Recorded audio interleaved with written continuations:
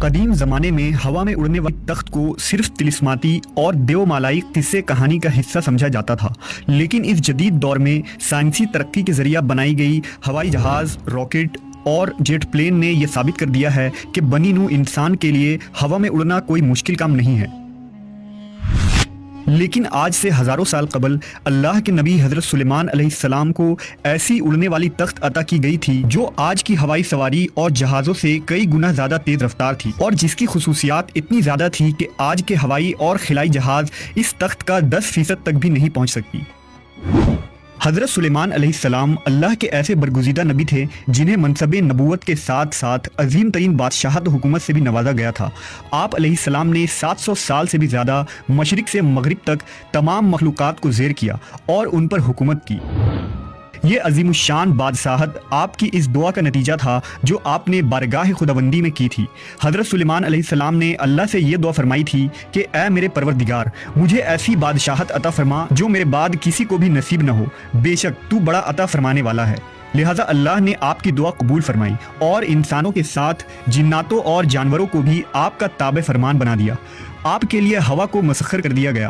آپ تمام مخلوقات کی بولیاں سمجھتے تھے۔ چرند و پرند، جنات، حیوانات اور انسان آپ کی فوج کا حصہ تھے۔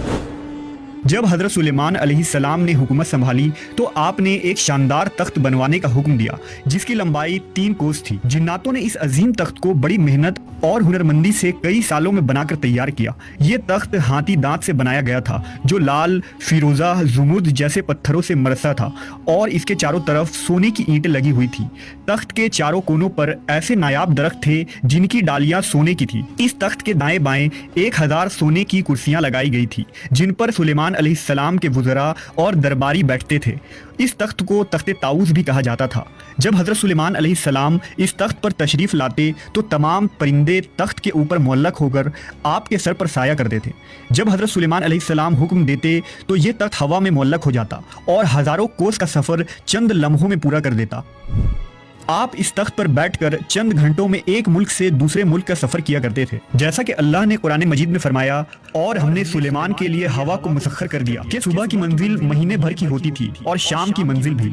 اس ہوائی سفر کے وقت پورے راستے حضرت سلیمان علیہ السلام سر جھکائے اللہ کے ذکر و شکر میں مشغول رہتے۔ اس تخت کی ایک خاصیت یہ بھی تھی کہ اس پر بیٹھنے والے لوگوں کو یہ محسوس ہی نہیں ہوتا تھا کہ تخت کس تیز رفتاری سے اڑ رہی ہے۔